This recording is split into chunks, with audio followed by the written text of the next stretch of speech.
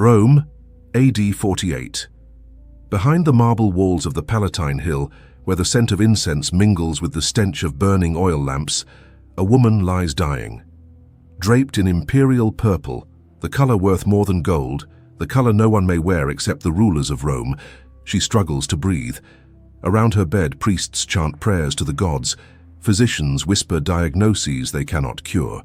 Courtiers bow their heads, pretending grief. But the servants who dress her, who carry away her linens, who clean her body when the chamber doors are locked, exchange secret glances. They know the truth. They know the marks on her skin, the strange objects hidden in her chambers, the private letters no one dares read aloud. They know what Rome pretended not to see, that its empress lived a life so scandalous, so excessive, so obscene, that even the most depraved whispers of the brothel seemed tame by comparison. This is not just the death of an empress. This is the curtain call of Rome's most dangerous performance, a theater of lust, cruelty, and power that stretched from the city's blood-soaked arenas to the candle-lit silence of her bedroom. Her name was whispered in the Senate with equal parts fear and desire. Her beauty was legend, her appetites infamous, her cruelty unmatched. To the Roman people, she appeared as a goddess draped in virtue, protector of families, patroness of religion. But those who truly knew her, her slaves, her lovers, her rivals, understood the truth, that she was Rome's most perverted empress, a woman who wielded sex not as pleasure, but as a weapon sharper than any sword. The city that adored her in public trembled before her in private, because Rome had never seen anything like her. They said she could seduce entire banquets of men in one night, then order those same men executed the next morning. They said she kept detailed lists of the fantasies of senators and generals, secrets gathered in the dark, later used to bind them in chains stronger than iron. They said she built private chambers more elaborate than the Colosseum itself, filled with mirrors, exotic devices, and imported slaves trained to perform acts no Roman lord dared describe. Yet at the same time, she stood beside the emperor during public ceremonies, veiled in piety, holding sacrifices at the temples, kissing infants as if she were the mother of the nation. She spoke the language of virtue while living the reality of vice. 3 lives perfectly layered: the public empress, Rome's pious mother, embodiment of chastity and grace; the political schemer, manipulating emperors, generals, and senators with ruthless intelligence; and the secret predator, whose bedroom secrets, if spoken aloud, could have toppled the empire itself.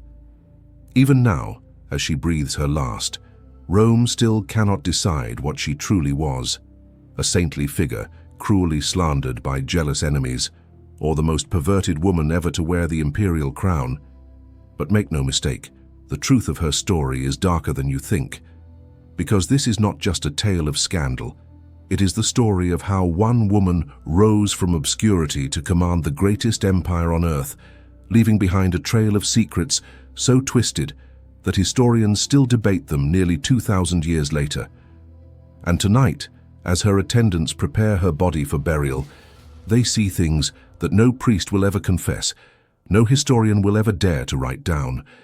Marks that should not exist on a faithful wife, instruments that no Roman matron should ever possess, correspondence that reveals appetites too monstrous to be inventions.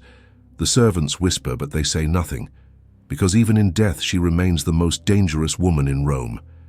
And this is her story. If you're already shocked by what you've heard so far, imagine what's coming. Only the brave should continue, and if you haven't subscribed to the History Scar yet, you'll regret missing the truths others are too afraid to tell. Long before she became the most feared woman in Rome, she was simply Valeria Messalina, a girl born into privilege but destined to turn that privilege into the deadliest weapon of her age. Her family belonged to the Claudian dynasty, one of the oldest, proudest, and most corrupt bloodlines in the empire. These were people who thought power was their birthright. Their names were engraved on triumphal arches, their portraits carved into marble, their intrigues whispered in every shadowed corner of the forum. From the moment Messalina drew breath, she was surrounded by ambition, betrayal, and excess.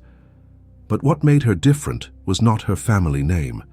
It was the Rome she grew up in, a city where the line between entertainment and humiliation was paper-thin, where slaves and senators shared the same stages in theaters and arenas designed to degrade as much as to amuse.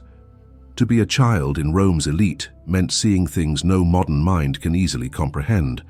Banquets where noble women competed in drinking contests with gladiators, festivals where actors simulated sex acts in front of cheering crowds, public punishments where the condemned were forced to perform obscene spectacles before being executed.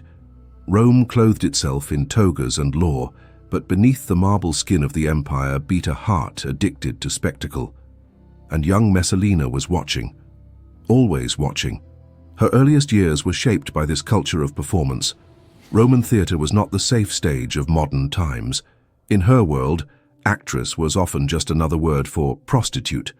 Women performed plays with thin veils of comedy or tragedy, while behind the curtain they serviced powerful men who could make or break their lives. It was not unusual for a performance to end with an orgy staged in full view of the audience, the line between art and debauchery erased in the name of entertainment. Even before she reached adolescence, Messalina saw how the empire rewarded those who dared to shock, and how scandal was not a danger, but a currency. One story whispered in later years claims that during a festival, she was paraded on stage as a child actress, not for a speaking role, but as a prop in a bawdy farce.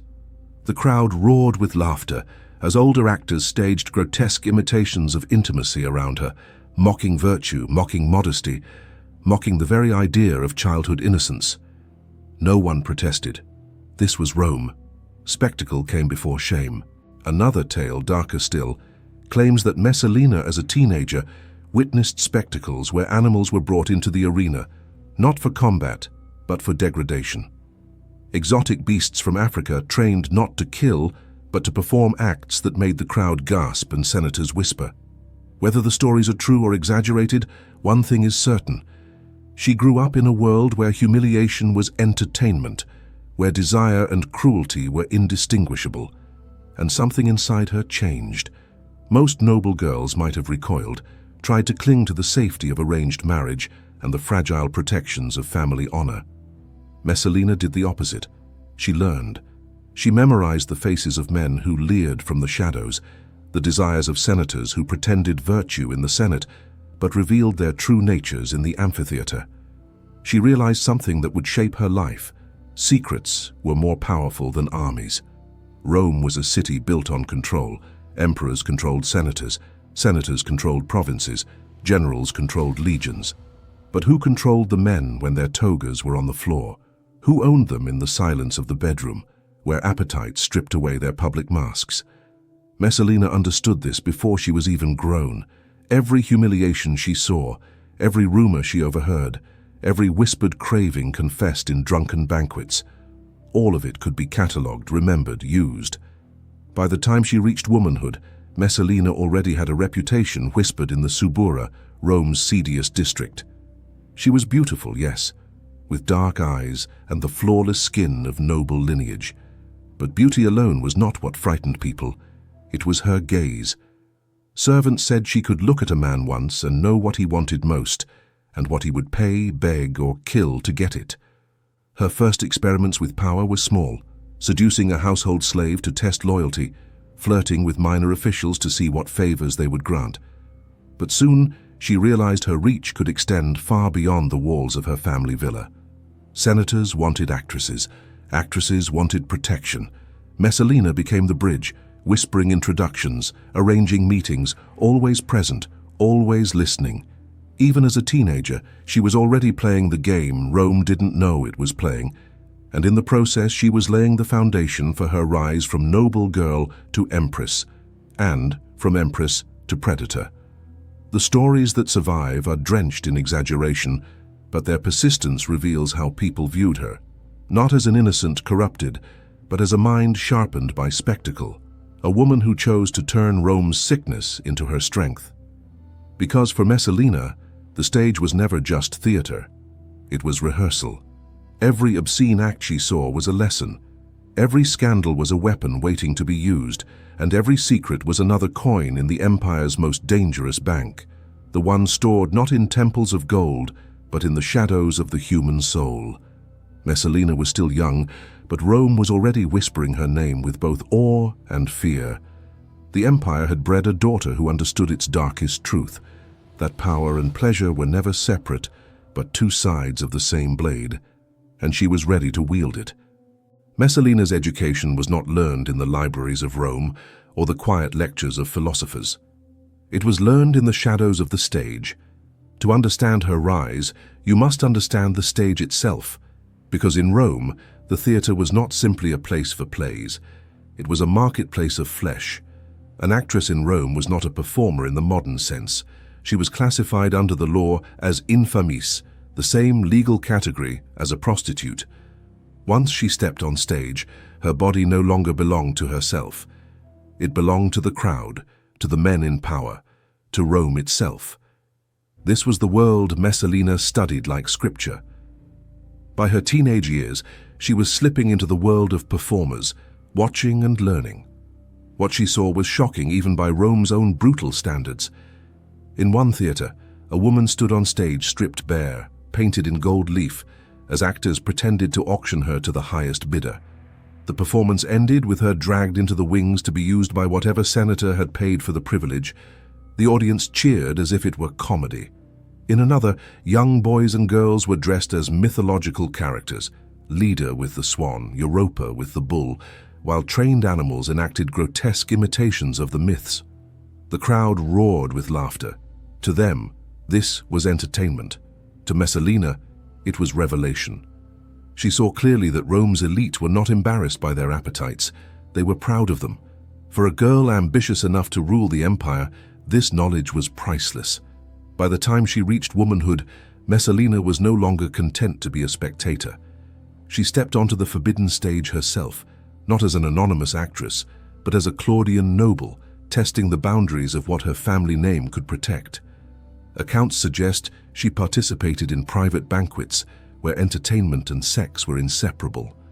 Senators reclined on couches while slaves poured wine over the bodies of half-naked dancers, who then licked it from each other as part of the act. Women of noble birth, hungry for attention or desperate for favor, joined in, their virtue stripped as casually as their garments. One banquet in particular would later be whispered of for decades. It began as a dinner hosted by a wealthy senator, but as the night wore on and the lamps burned lower, the banquet transformed into an orgy where politics and pleasure mixed without distinction. Positions in government were bartered not with coin but with flesh. Allegiances were sealed in the heat of passion. Rome's laws were written in the Senate by day, but rewritten on the couches of the triclinium by night. And Messalina was there watching, participating, learning. It was in these moments that she perfected her art. Unlike others, she did not give herself away cheaply. She chose her partners carefully. She targeted men whose secrets were worth something. Generals with ambitions, senators with rivalries, priests with forbidden tastes. Every act, every touch, every whispered request became a piece of intelligence stored in her mind. She was building a library of Rome's hidden vices, one body at a time, and with each secret her power grew. The underground brothels of Rome, places where senators crept in disguised, where foreign envoys sought forbidden pleasures, became her unofficial classrooms. These were not brothels in the ordinary sense. They were theaters of humiliation. Men of high office paid to be degraded, whipped, or forced to crawl like animals. And while they thought themselves hidden, Messalina remembered every face. She would one day use these secrets to bend the empire to her will. Her notoriety spread quickly. Whispers in the Subura spoke of a noblewoman who outshone actresses in beauty and courtesans in skill. Her name was never said aloud, but everyone knew. Messalina, the young wife of Claudius, the woman destined to be empress, was already living a double life. Some called her reckless, others called her mad. But they misunderstood. She wasn't chasing pleasure, she was chasing power. She had discovered that Rome's forbidden stage was not simply a place for scandal. It was a marketplace where the currency was desire, and she had more to trade than anyone else. By the time Claudius became emperor, Messalina already had Rome's most powerful men in her debt. She knew which general begged for boys, which senator paid actresses to call him slave, which priest broke his vows under cover of night. She had turned her body into a weapon and the stage into her armory, and she was only getting started, because soon Messalina would no longer need the theatre. She would bring the theatre into the palace itself, and when the curtains closed on her private performances, the empire's future would be decided not in the forum, but in her bed. By the time Messalina had mastered the forbidden stage, she was no longer a girl learning from the shadows.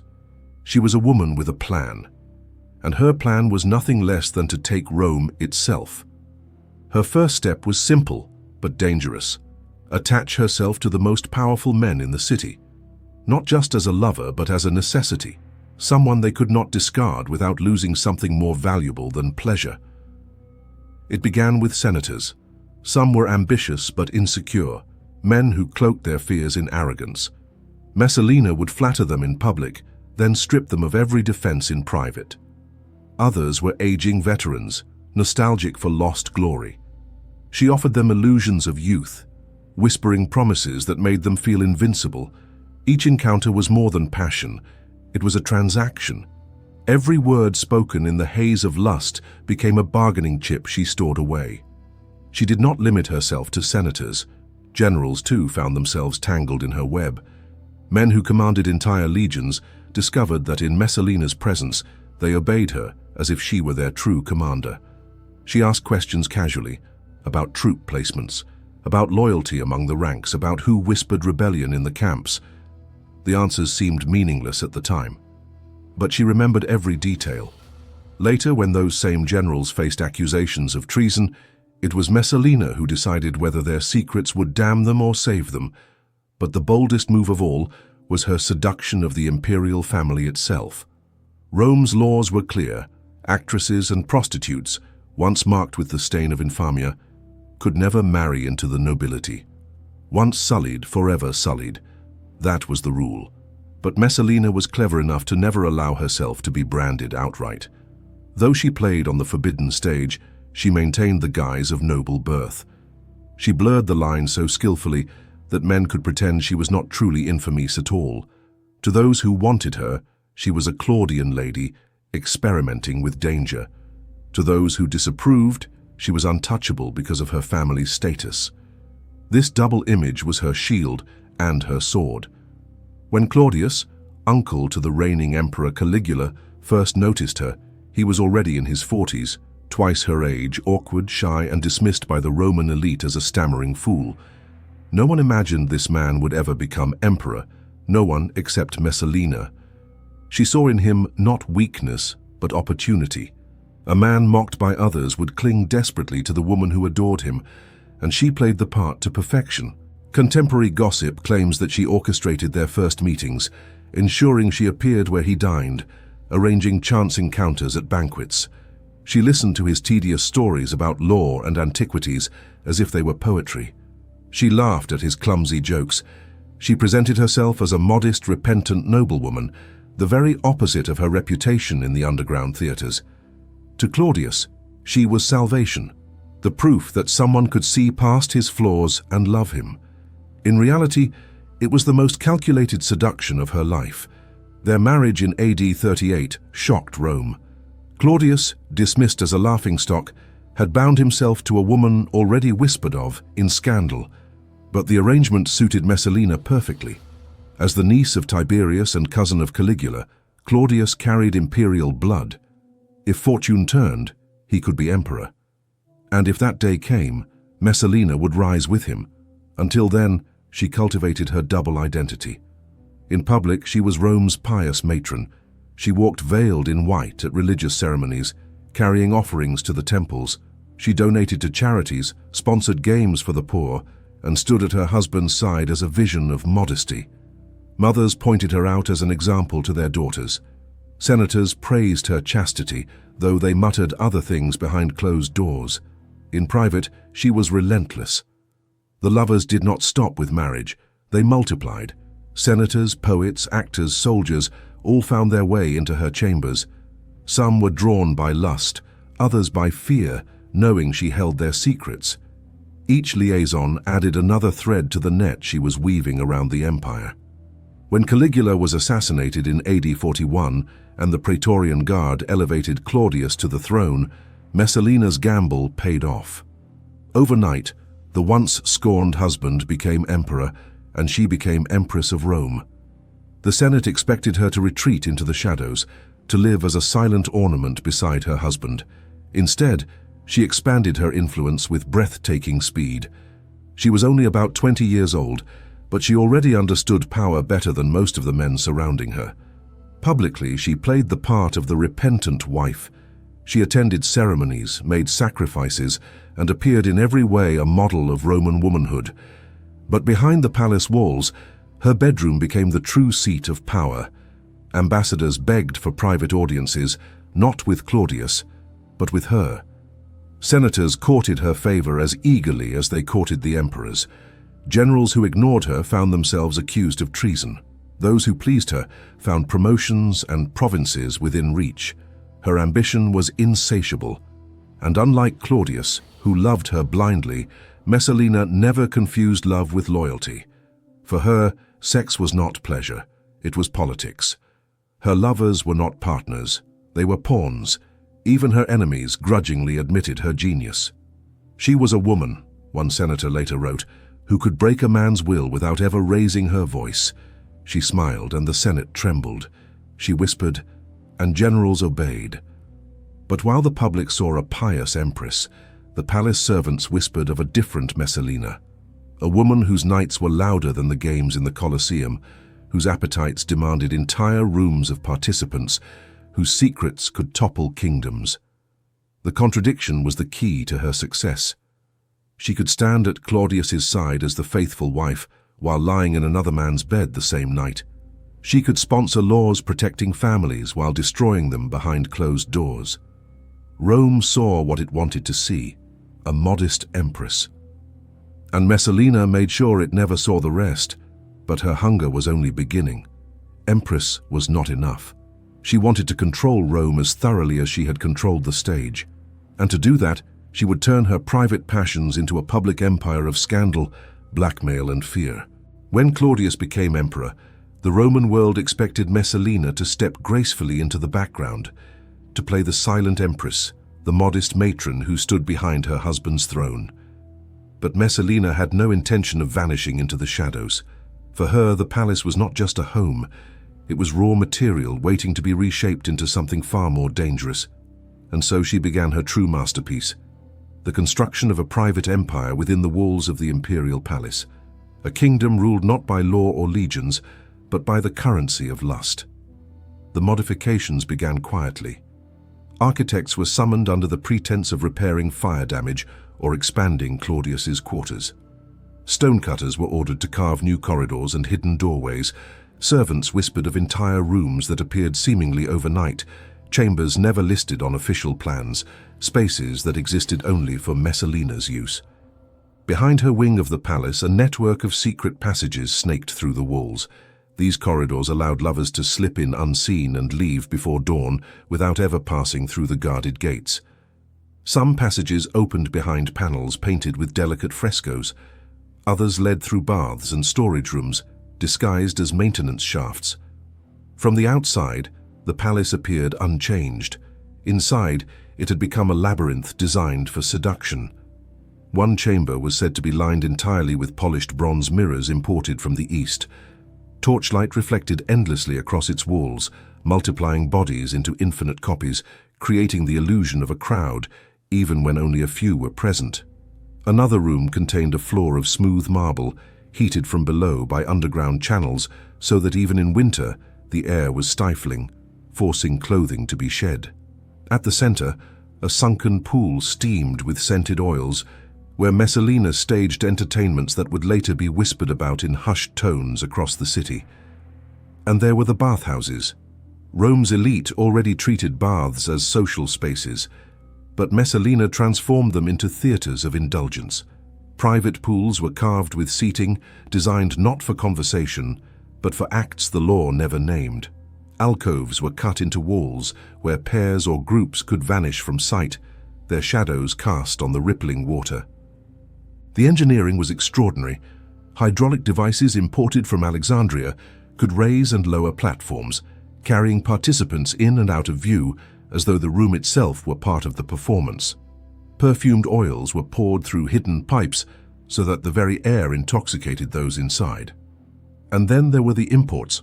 Traders from Egypt and the East brought substances that Roman medicine claimed to be aphrodisiacs, rare resins, powders, and wines infused with herbs meant to stoke appetite and endurance. They also brought mechanical contraptions carved from ivory, jade, and bronze, devices whose shapes were never described in public, but which servants reported cleaning with careful secrecy. To those who saw them, they seemed less like tools of pleasure and more like instruments of control. Messalina's network of lovers expanded alongside her palace modifications. Senators who once debated law now debated who among them had been summoned to her chambers. Generals returning from campaigns brought not only tribute, but themselves, hoping an evening with the Empress would guarantee future commands. Even foreign envoys, men who came to Rome as representatives of kings, found themselves led through hidden passages into Messalina's rooms.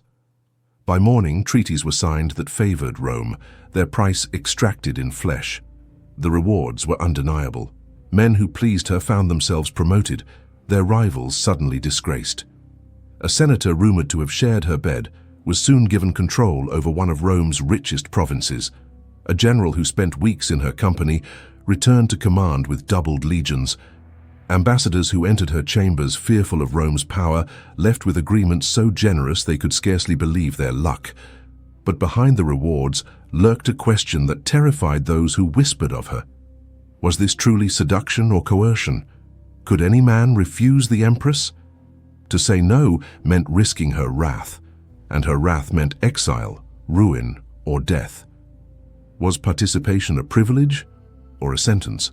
Historians would later argue over whether Messalina's lovers were willing partners or prisoners of her power. In truth, the line was blurred. For many, ambition outweighed fear. For others, desire was genuine. But for some, refusal was never an option. The palace itself became a stage where consent and compulsion mixed until neither could be distinguished. Servants who worked in her wing spoke of nights where the sounds carried through the halls like echoes from the amphitheater. One claimed that Messalina arranged competitions, inviting entire groups of men to see who could endure her demands the longest. Another whispered that she disguised herself, slipping into the streets at night to visit brothels, taking on common clients to test the limits of her power. Whether fact or rumor, the effect was the same. Messalina became legend while still alive. Rome believed that no man could resist her, and no man could escape her once she had chosen him. In public, she stood beside Claudius at ceremonies, veiled in dignity, offering sacrifices to the gods. In private, she commanded an empire of lust, more carefully engineered than any aqueduct or forum. This was her true genius. She understood that Rome's senators, its generals, even its foreign enemies were not ruled by reason or law. They were ruled by appetite, and she alone controlled the stage where those appetites were revealed. What the legions achieved with swords, Messalina achieved with a glance, a touch, a whispered invitation behind a painted door. Her empire was built not on conquests across provinces, but on victories in the silence of her chambers. But such power carried a cost. Every lover was also a witness, every participant was a potential betrayer, and every act, no matter how secret, left traces that could one day bring her downfall. Messalina knew this, and yet she continued, because for her power was not something to be preserved, it was something to be consumed as endlessly and hungrily as Rome itself consumed bread and spectacle.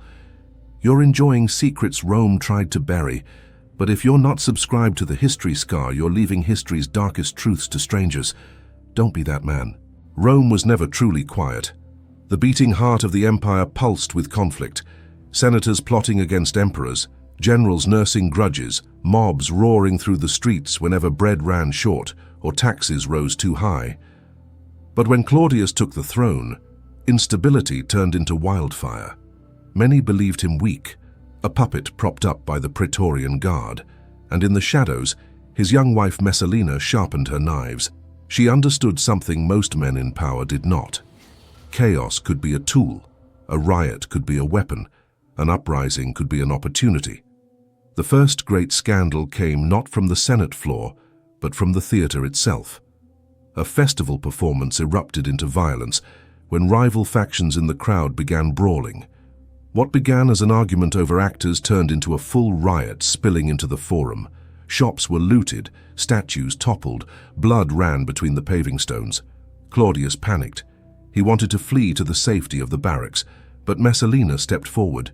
In the midst of chaos, she appeared in public, veiled in white, standing at the steps of the temple. Witnesses later recalled her voice rising above the screams of the mob. She did not plead. She did not beg. She declared, "Rome belongs to the strong," she said, "and I will not live to see it in the hands of cowards." The mob fell silent. For the first time, the people saw not Claudius the hesitant emperor, but Messalina the empress, fearless, commanding, unflinching. Some even whispered that she looked more like a general than a woman. Compared to the timidity of her husband, she seemed the true ruler of Rome. Yet her courage was not merely performance. Behind the speech lay calculation. She used the riots as cover to eliminate those who had mocked her rise.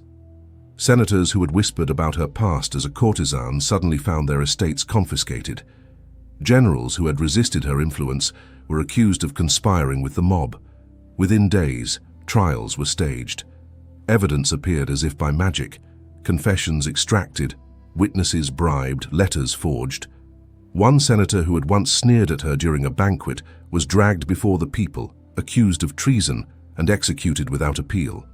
His wealth was redistributed, a polite word for taken into Messalina's private coffers, and divided among her allies.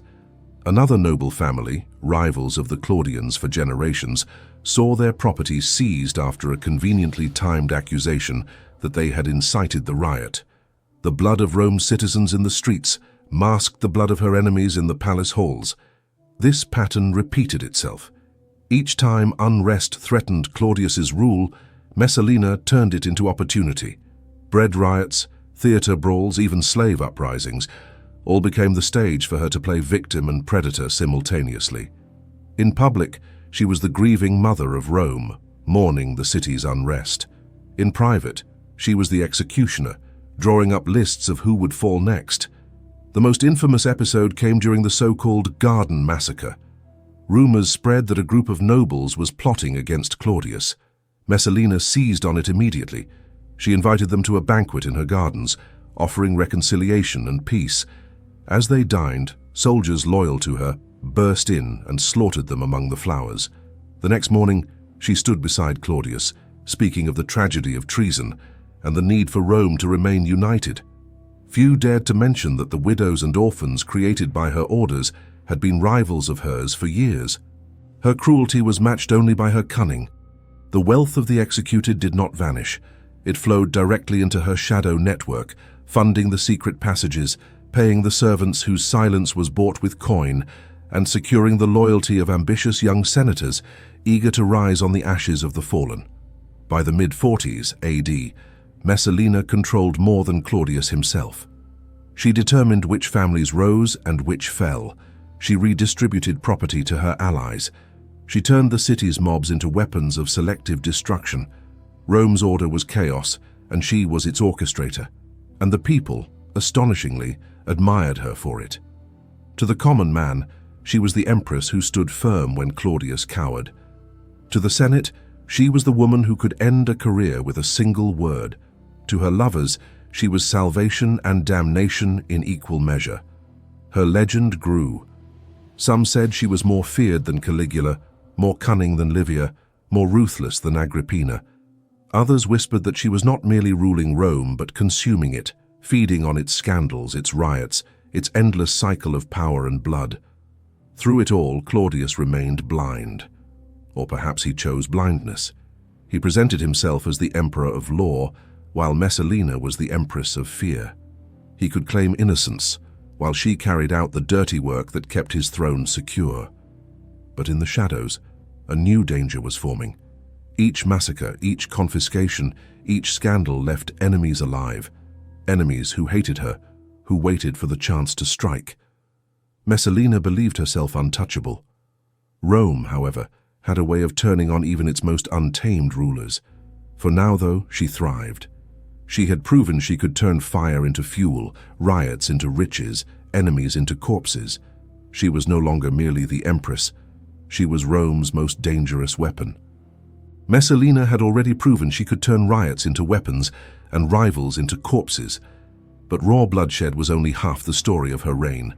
Her true genius lay in what no legion could match, a network of eyes and ears that reached into every chamber of power, every banquet hall, every bed in Rome.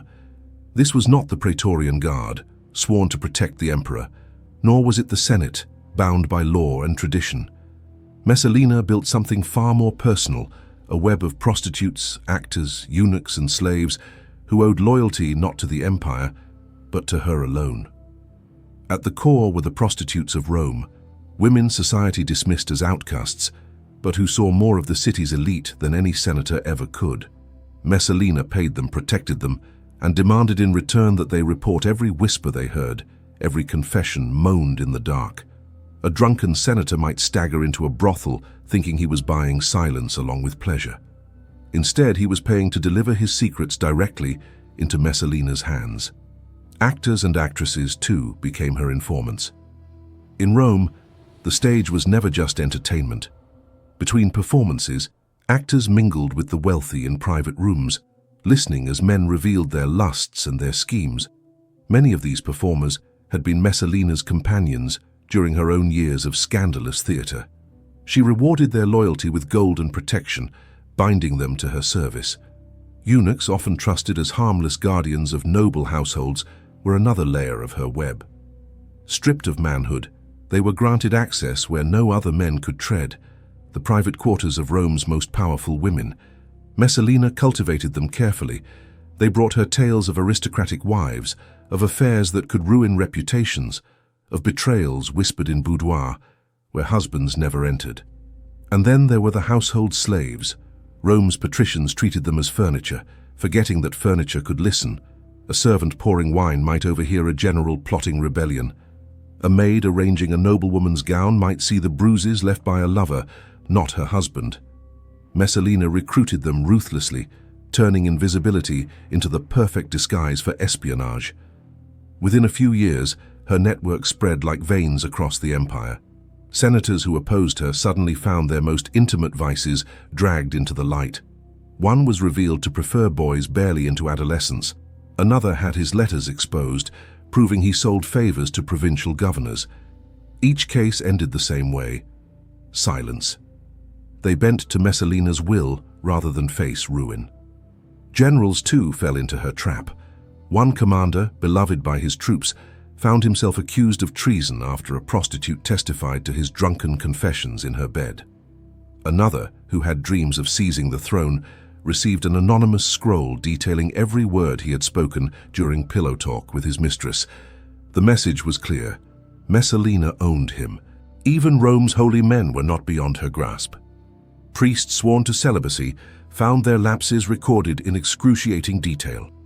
Bishops discovered that their sermons were less important than the secrets their confessions betrayed. Messalina weaponized religion itself, reminding them that God might forgive, but she would not. But the most remarkable part of her network was its reach beyond Rome. Foreign envoys came to negotiate with Claudius and found themselves entangled with courtesans loyal to the empress. Within hours of leaving their beds, their words were in Messalina's ears. Ambassadors who thought they had struck clever bargains realized too late that she had known their positions before they ever entered the palace. Whispers even suggest that queens and princesses across the empire corresponded secretly with Messalina, lured by her promises of alliance or seduced by her reputation. Through these connections, she gained intelligence about rebellions in provinces, succession struggles in client kingdoms, and the weaknesses of foreign courts.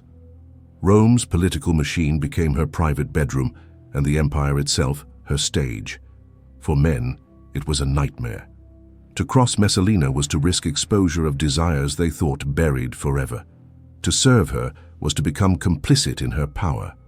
No one could claim innocence, because no one in Rome was innocent. and she held the ledger of their sins. The brilliance of her system was not simply in gathering information, but in knowing when to use it. Some secrets she revealed immediately, destroying rivals in a single blow. Others she kept hidden, a sword dangling silently overhead. Men lived in terror, not knowing whether tomorrow's dawn would bring exposure. Messalina's shadow network ensured that even when she slept, Rome whispered her name. Senators bowed lower, generals saluted sharper. Priests prayed with trembling voices, because they never knew what she knew. And when Claudius signed decrees, everyone wondered, was it truly the emperor's will or the empress's whisper behind it? Messalina had turned the entire city into her stage, and every man into her actor. Some played the lover, some the fool, some the traitor, but all performed for her. And Rome itself, the empire that ruled the known world, was nothing more than her theater of secrets. If Messalina ruled Rome's bedrooms by night, she ruled its temples by day. To the crowds gathered in the forum, she was not the scandalous temptress whispered about in taverns. She was the pious empress, patroness of the gods, the shining example of Roman virtue. Draped in flowing white robes, she processed barefoot into the temples, leading sacrifices with her head bowed, her hands raised toward Jupiter. She gave lavish donations to priesthoods, rebuilt shrines damaged by neglect, and stood beside Claudius during public ceremonies like a mother of the empire. To the common man, this was the empress of virtue, a woman chosen by the gods themselves. But behind the veils of incense, the truth was far more corrupt. For Messalina, religion was not worship, it was camouflage. The temples gave her legitimacy, the priesthoods gave her cover, and the rituals gave her an excuse for spectacles the empire would have condemned had they been called by their real names. Whispers spread of private ceremonies where sacrifice meant something far different than lambs or doves. In her gardens, disguised as fertility rites, Messalina staged orgies where senators, generals, and even priests themselves participated under the pretense of honoring Venus. To outsiders, she could claim piety.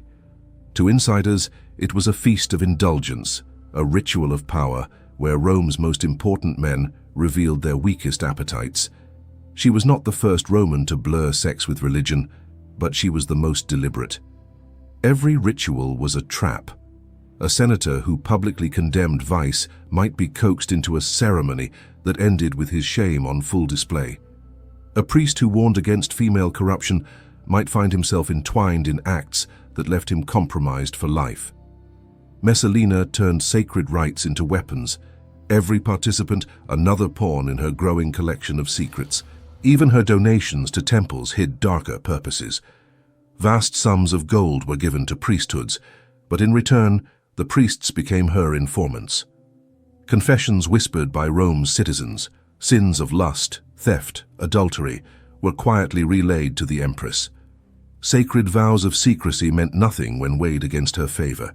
Religion, meant to absolve, became a new channel for blackmail. The relic trade, too, fell under her control. Objects said to hold divine power, fragments of sacred statues, charms from the East, even alleged bones of heroes, were imported at her command.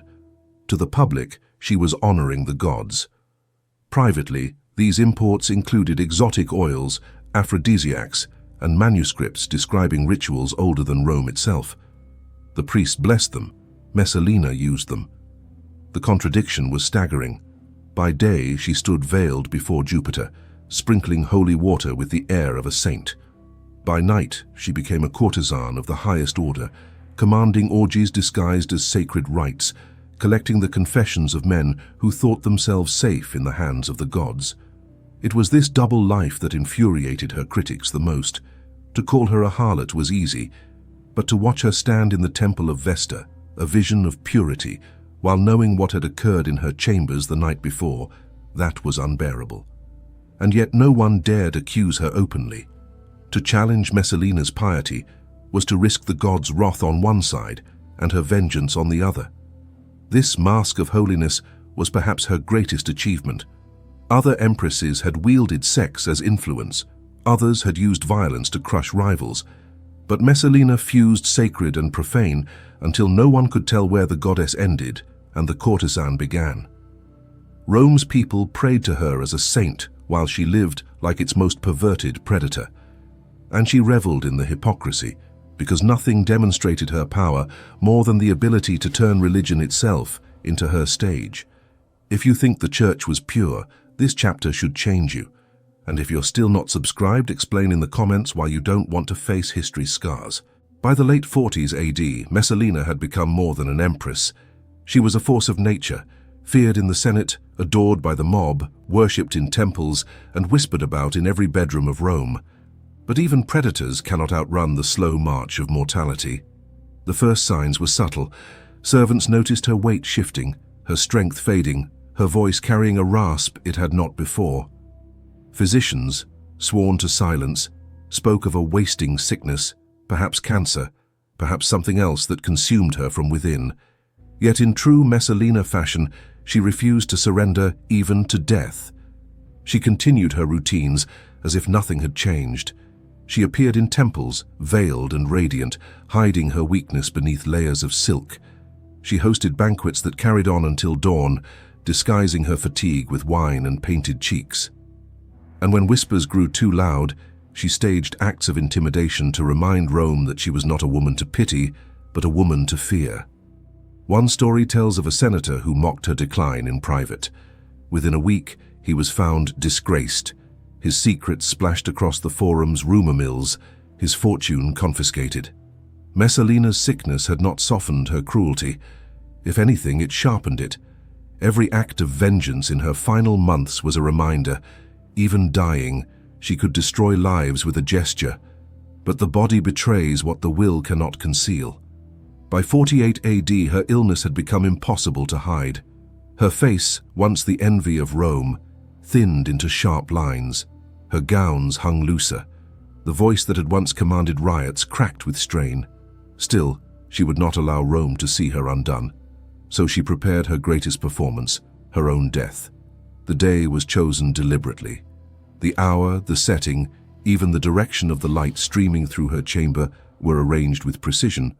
Draped once more in imperial purple, the dye more costly than gold, the symbol of ultimate power, she lay upon her bed like a queen upon a stage. Around her, priests intoned sacred prayers. Courtiers and servants wept where they were instructed to weep. Claudius, still besotted despite years of betrayal, clutched her hand with genuine grief. And Messalina, even in her last breaths, played the role she had chosen. To some, she appeared a saint, murmuring prayers with her dying strength. To others, she appeared a predator still, her eyes sharp with secrets she would carry into the grave. Witnesses later swore that her final words were either, "I regret nothing," or "Purple is sufficient." Both sounded like her. Both suited her legend. When the end came, it was as carefully staged as her life. She exhaled beneath the dawn light, the purple shroud glowing like fire, and Rome's most perverted empress slipped into history. Her funeral was a spectacle unmatched. Claudius ordered the city to mourn for days. Bells tolled across the hills. Gold poured into ceremonies that honored her as a goddess among women. Her body, preserved by Egyptian techniques, was displayed in public, veiled in silk, jewels glittering on her wasted frame. The crowds came in throngs, some to grieve, some to gawk, others simply to confirm she was truly gone. Yet the spectacle was as carefully managed as her death. No one was permitted too close. Her attendants ensured that the marks on her skin, the traces of the life she had truly lived, were hidden beneath layers of paint and fabric. Rumors of incriminating objects found in her chambers were silenced by confiscation and fire. Documents disappeared. Servants vanished. The Rome she had ruled through scandal now worked feverishly to erase the very evidence of her scandals. The funeral itself ended in a burial fit for a saint. Claudius wept openly as her coffin, sealed in purple, was lowered into the earth. To the public, she was remembered as the faithful wife, the pious empress, the mother of the empire. To those who had known her true face, the performance was bitterly ironic. For Messalina left behind not clarity but contradiction. She was saint and sinner, protector and predator, victim, and executioner. She built temples while hosting orgies, gave alms while seizing fortunes, defended Roman virtue while violating it nightly. She was the embodiment of Rome's greatest hypocrisy, a society that demanded chastity in public but worshipped indulgence in private, and in that hypocrisy lay her legacy. For centuries, writers would argue about her. Was she truly the insatiable courtesan whispered about in scandal, or was she the victim of a Senate desperate to smear a powerful woman? The truth, as always, was likely both, but one fact cannot be denied. No other empress bent Rome to her will with such brazen disregard for morality. Rome itself carried the scars she left behind, families destroyed, fortunes transferred, laws rewritten, and a people forever aware that the line between goddess and courtesan was thinner than they dared admit. Even Claudius, who survived her by years, never remarried with the same passion. He continued to speak her name with aching devotion, as if unable to accept that the woman who had betrayed him so completely had also been the only one to truly hold his heart. Messalina's shadow lingered over Rome long after her body was gone. In every whispered scandal, in every senator's guilty glance, in every priest's trembling sermon, she lived on. Not as a memory of purity, but as a warning of how power, sex, and fear could merge to create something that neither history nor legend could ever fully destroy. The Empress was dead, but the scars she carved into Rome were eternal. Messalina's death did not silence her story. If anything, it amplified it. For centuries, her name has lingered like incense in Rome's ruins, intoxicating, suffocating, impossible to ignore. She was the woman who could never be defined by a single role, because she was all roles at once. The saint and the sinner, the faithful wife and the unrepentant predator, the patroness of temples and the queen of brothels. History tried to confine her to one title or another, harlot, martyr, villain, goddess. But the truth is she was all of these simultaneously, layered one atop another, until no man could tell where one ended and the next began. That was her true genius. Messalina understood that Rome itself was built on contradiction. It preached virtue while celebrating indulgence. It worshipped gods in temples by day and chased pleasure in taverns by night. She was not an aberration. She was the embodiment of Rome's soul, shameless, hungry, contradictory, and relentless. She turned her body into an empire. While Claudius commanded legions, she commanded senators' secrets. While generals marched across provinces, she conquered the bedrooms of Rome. Her victories were not etched in triumphal arches, but in whispered blackmail, forged alliances, and the quiet ruin of men who underestimated her. Her fingerprints remained on everything she touched. The palace itself was reshaped to serve her appetites. Rome's laws were bent to accommodate her ambitions. Families who once boasted centuries of nobility were reduced to ash because of her vengeance. And perhaps most haunting of all, the Senate learned that its authority was no match for the will of a woman who understood its weaknesses better than its strengths. Even after her carefully staged funeral, Rome could not decide what to make of her. To some, she was a monster whose debauchery poisoned the empire. To others, she was a tragic victim, slandered by men who feared her influence. But both sides agreed on one truth. Messalina had left scars too deep to ever fade. The most haunting image is the one she chose for herself.